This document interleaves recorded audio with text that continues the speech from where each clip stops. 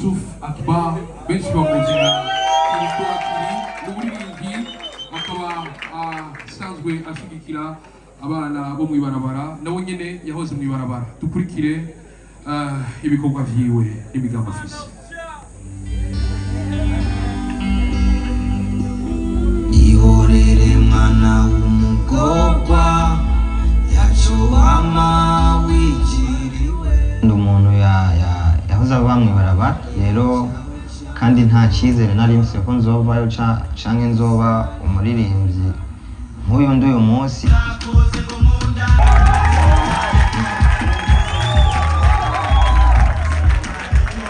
Kuva 2017 natanga gukora umuziki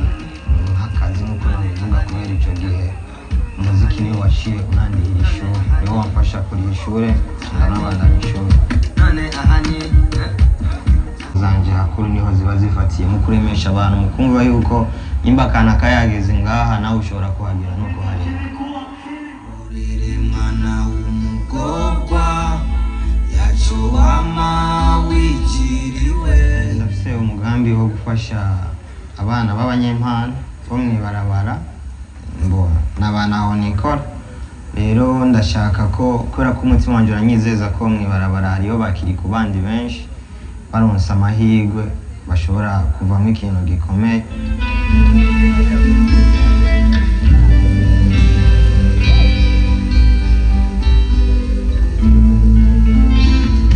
Zo kwigisha bamwe mu bana bo mwibarabara umuziki ariko bisaba ko mba mfise ama-instrument bigisha umuziki ndetse n'ama-instrument ukora hama akazoza haraba buri mwaka umunsi umwe abo bana barepese twigishije baza kugaragaza ibyo bize hakurya mu mwaka twumva ko haba nka Miss Burundi rero turakeneye n'ikintu kiba ku mwana w'umuvumba umwana wo mwibarabara kubera ko nabo bari mu bantu batitabwaho cyane ariko by'ukuri hari ingufu nyinshi ziri mwibarabara kandi ziza zigafasha igihugu.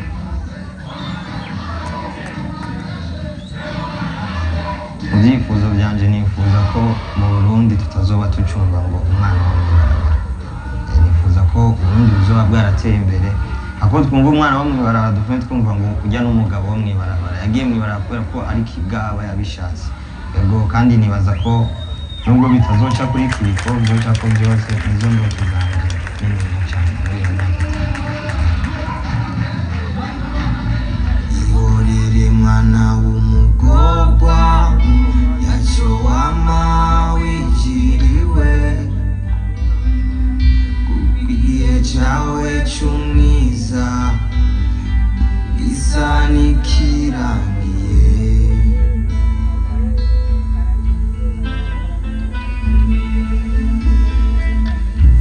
Inyuma ya Kiku benshi bazina Kiku niyo nkuru Yusuf Akbar n'umwanya mwiza wo kuraba uwundi nawe nyene uburyo bw'amasakoshi menshi bakora mu bitambara canke n'amaforume uko arambira izo nkuru uburyo ndadandaza impuzu cyane cyane en ligne kuri Instagram, Snapchat, Facebook, kuri WhatsApp ndadandaza cyane cyane impuzu ziba zikoze kandi made in Burundi. Nama nibaza yuko igihe cyose naho ufise ingabire utayexploita ngo ubanze uyige neza uyimetrize n'abakozi bawe nizo ushobora gukorana neza. Ndakotesha imashini nayifata 220 kwezi ngona kwiga umugambi wanje kugira ndawushikeko byansabye kwiyima no kwinika. Natangiye ngurera muri baza mu nzi wanje abantu bakaza gupimiraho nyene tugashoneraho nyene ariko objectif yanje navuga ati nzova ngaha mfise amara yo kuriha inzu no gushobora gukoresha abakozi babiri kugira ngo dufashanye. Abakozi barenga 12 aka kazi gatunze imiryango yose murumva karantunze karandihira inzu karariha ibintu byose byerekeye ubuzima bwanjye karafasha abandi kandi karateza imbere nabo bakozi bose.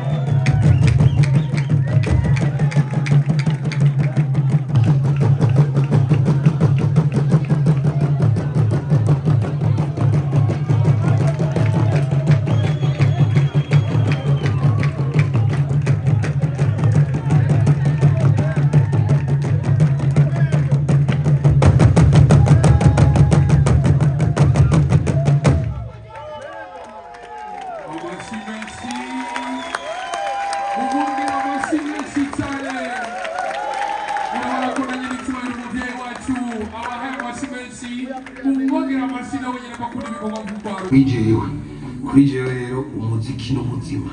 kubera ko ntafise umuziki nsanzwe mfise n'ikibazo c'amaso atabona neza simbona ikindi kintu nari gukora nari guhava nja gusega mugabo ivyo navyo Imana ntiyavyemeye.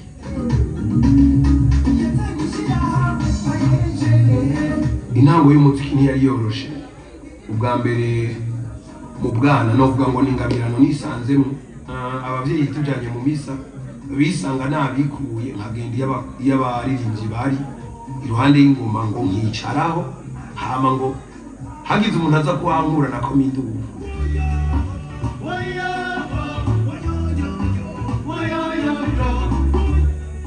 nta kindi kintu kiryoshe gukora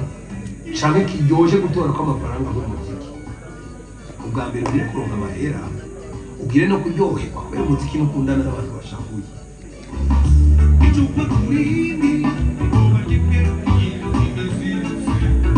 Bavuga mu Kirundi ngo intango ya migoyi ntamba myiza ategerezwa kubaho ndetse uyu muziki wanje ndigisha abandi kuwuvuza sivyo abo nigishije bashobora kugenda ahandi hantu akarorero umupatiri wa Israeli Mbonyi umupianiste wa Kidumu ni benshi cyane abamizije benshi bari mu gihugu cy'u Rwanda b'abarundi baciye mu maboko yanje kandi amakuru ndonka barabwira bati nta bamizije bakomeye nk'aba umuhe 500 millions sivyo wumvise ko ngize igice cyawa muri yari wa muntu yubatse itaje 500 millions uvuga ati vishu je nago ya mafaranga wewe sinkene ibyo tuzovugana wewe uzoza urashira kuri konti umaborde ucuma 500 millions karaoke zitanu dufate ko jewe nzokuyaranja ku kwezi ko nshobora kundwi ndi capable yo kuguha 1,500,000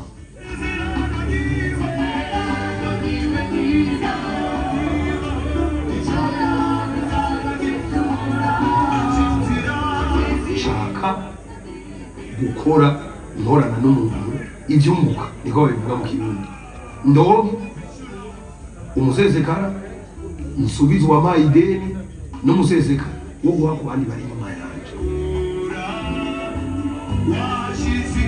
gahunda bari